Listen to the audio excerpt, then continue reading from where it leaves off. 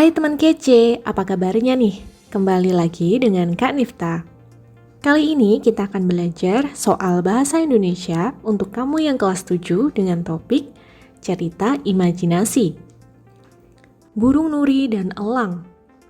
Di tengah hutan yang lebat, tinggallah Deo, seekor burung nuri yang angkuh.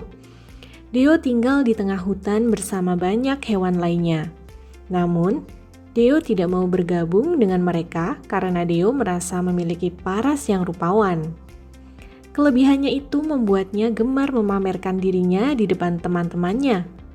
Di seluruh hutan ini tidak ada burung lain yang setampan diriku, kata Deo dengan pongah di hadapan teman-temannya sesama burung. Kalian semua pasti juga mengagumi ketampananku ini kan? Imbu Deo. Teman-temannya hanya bisa menggeleng-gelengkan kepala melihat tingkah Deo. Alhasil, banyak hewan enggan bermain dengan Deo karena sikapnya itu. Pada suatu hari, Deo terbang sendirian mengelilingi hutan. Tanpa sengaja, ia menabrak ranting pohon yang tinggi. Sayapnya patah. Ia terjatuh ke tanah. Deo merasa kesakitan dan tidak dapat menggerakkan tubuhnya. Tiba-tiba, Deo mendengar suara elang dari kejauhan. Suara itu semakin mendekat. Deo sangat ketakutan. Jantungnya berdegup kencang. Ia begitu lemah dan tidak berdaya. Elang pun terbang melayang di atas Deo dan siap untuk menerkamnya.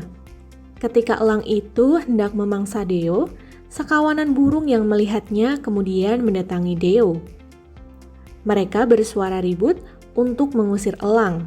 Melihat sekelompok burung yang cukup banyak tersebut, elang mengurungkan niatnya. Terbang menjauh dan mencari mangsa lainnya. Deo, ini kami. Kamu tenang saja, karena kami datang untuk menolongmu, kata burung-burung tersebut. Deo yang masih tergeletak di tanah merasa terharu. Ternyata, kawanan burung itu teman-teman yang selama ini ia abaikan. Mereka lalu terbang menghampiri Deo dan membawanya pulang ke rumahnya. Setelah dirawat beberapa minggu, Deo kembali sembuh seperti sedia kala. Ia selalu mengingat kebaikan teman-temannya yang telah menyelamatkannya. Sejak saat itu, Deo tidak sombong lagi. Ia kini senang bermain bersama teman-temannya yang baik hati. Pertanyaannya adalah,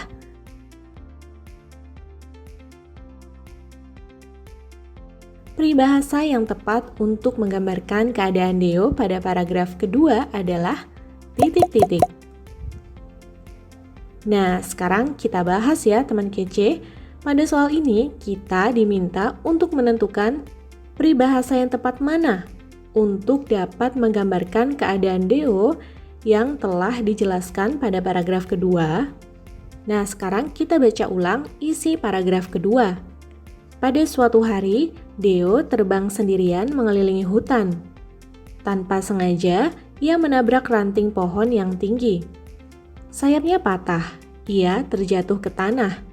Deo merasa kesakitan dan tidak dapat menggerakkan tubuhnya. Tiba-tiba, Deo mendengar suara elang dari kejauhan. Suara itu semakin mendekat. Deo sangat ketakutan. Jantungnya berdegup kencang. Ia begitu lemah dan tidak berdaya. Elang pun terbang melayang di atas Deo dan siap untuk menerkamnya. Nah, dalam paragraf ini, penulis ingin menggambarkan bahwa kondisi Deo mendapatkan musibah berkali-kali.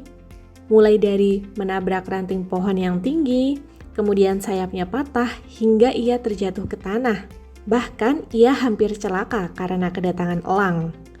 Nah, pada soal ditanyakan peribahasa mana yang tepat untuk dapat menggambarkan kondisi Deo tersebut. Nah, mari kita cermati satu persatu pilihan jawaban yang diberikan. Pilihan jawaban A, sudah jatuh tertimpa tangga. Peribahasa ini artinya mendapatkan musibah berturut-turut. Peribahasa ini tepat ya, karena sesuai dengan kondisi Deo yang mendapatkan musibah berkali-kali. Pilihan jawaban B, besar pasak daripada tiang. Arti dari peribahasa ini adalah besar pengeluaran daripada pendapatan. Jadi pilihan jawaban ini salah ya, tidak sesuai dengan kondisi Deo. Pilihan jawaban C, tak ada gading yang tak retak. Peribahasa ini artinya tak ada sesuatu yang sempurna. Pilihan jawaban ini juga salah karena tidak sesuai dengan kondisi Deo. Pilihan jawaban D, air susu dibalas dengan air tuba. Artinya, kebaikan yang dibalas dengan kejahatan.